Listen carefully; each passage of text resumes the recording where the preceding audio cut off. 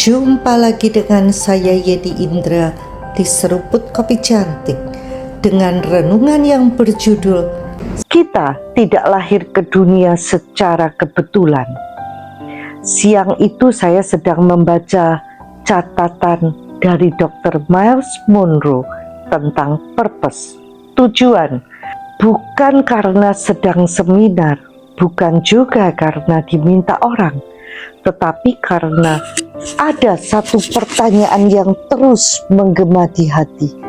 Apakah saya benar-benar hidup sesuai tujuan Tuhan atau hanya sekedar sibuk? Banyak orang terlihat aktif, banyak pelayanan, banyak kegiatan, tetapi aktif tidak selalu berarti tepat sasaran. Sibuk bukan jaminan kita sedang ada di jalur Tuhan.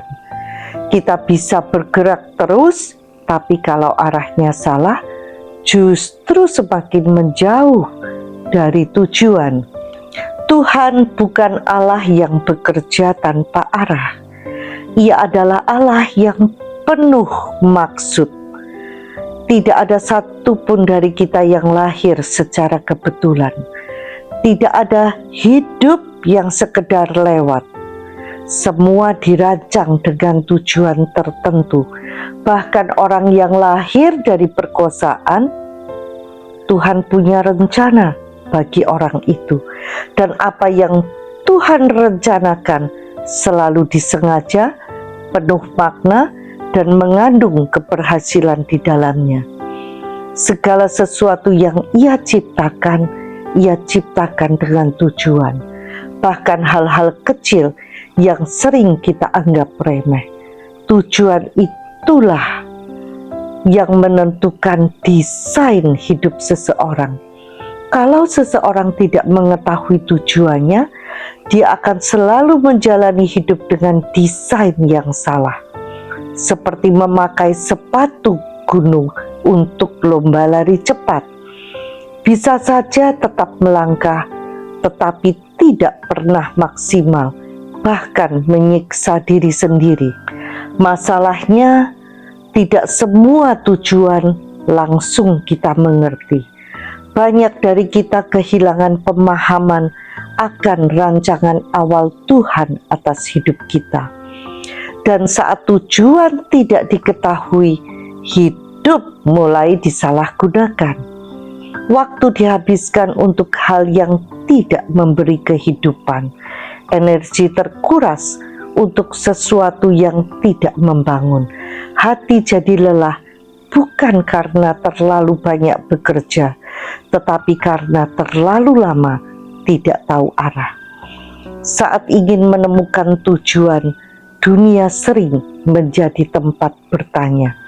Kita melihat standar orang lain, mengikuti definisi sukses versi media sosial, mendengar opini dari kanan kiri. Padahal tujuan hidup tidak ditemukan pada ciptaan, tetapi di dalam pikiran Sang Pencipta. Hanya Tuhan yang tahu persis untuk apa kita diciptakan. Tanpa tujuan, hidup hanyalah eksperimen panjang yang melelahkan. Belok ke sana, coba ke sini, gonta-ganti arah, sampai suatu hari sadar kita sudah jauh berjalan, tetapi tidak tahu sedang kemana. Di tengah semua itu, ada satu bagian yang sangat menghibur hati. Tuhan bisa menebus waktu yang hilang. Mungkin kita terlambat, merasa salah langkah terlalu lama, merasa ada tahun-tahun yang terbuang. Tapi Tuhan ahli dalam redemption of time. Dia sanggup membuat sisa waktu kita jauh lebih bermakna daripada tahun-tahun sebelumnya. Saya teringat kisah Joel Osteen.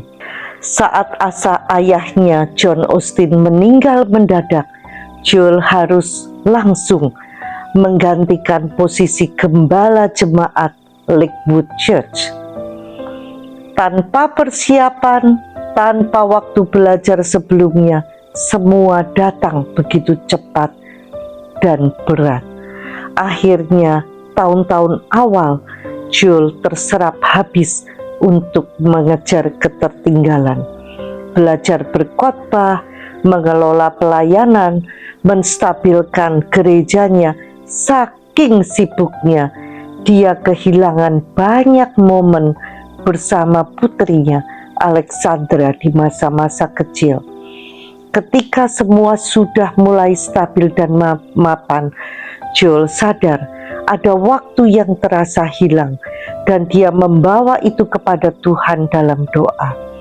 Bukan dengan keluhan, tetapi dengan iman, meminta Tuhan menebus waktu itu dengan caranya sendiri. Dan Tuhan melakukannya.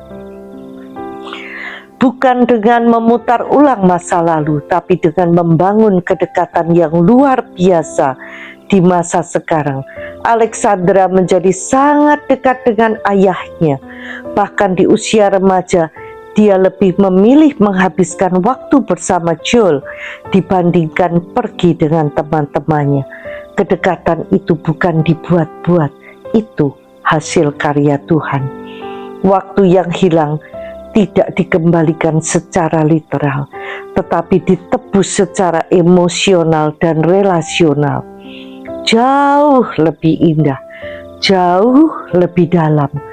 Di titik ini kita belajar Tuhan bukan hanya memulihkan, tapi sering menggantikan kehilangan kita dengan sesuatu yang jauh lebih berharga. Tujuan hidup tidak pernah benar-benar hilang. Ia hanya tertutup oleh kebisingan hidup, luka, atau kesalahan arah. Tapi Tuhan sudah menaruhnya di dalam kita, dan Dia juga yang sanggup menariknya keluar melalui hikmat dan pewahyuannya.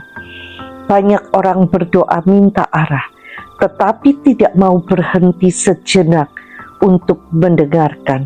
Padahal tujuan itu sering ditemukan bukan di tengah keributan, tetapi di tengah keheningan bersama Tuhan.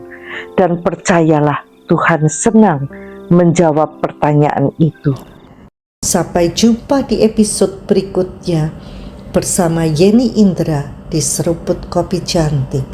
Tuhan memberkati.